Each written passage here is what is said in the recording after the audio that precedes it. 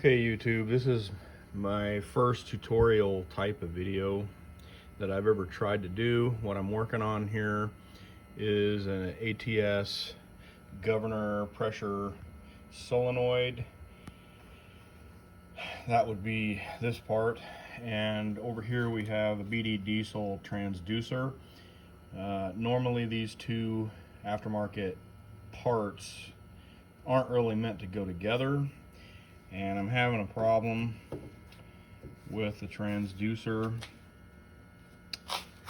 The method that I had to use to retain it, I couldn't fit the metal spring clip that's supposed to go on it in there to retain it.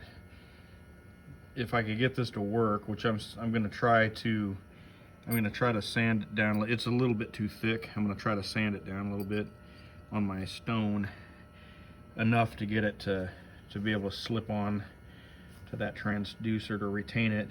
I have had that plastic zip tie on there for about 1,000 miles, and I have towed over 20,000 pounds with the truck. It's an 06 Ram 3500 diesel, and you can see that that zip tie is smashed pretty good, but it held. It didn't come out. I don't know how, but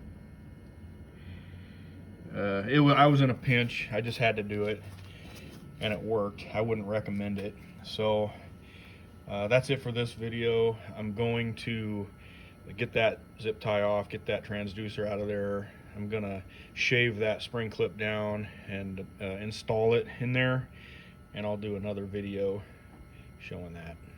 Thanks. Oh, make sure to hit subscribe if you liked the content. Thanks.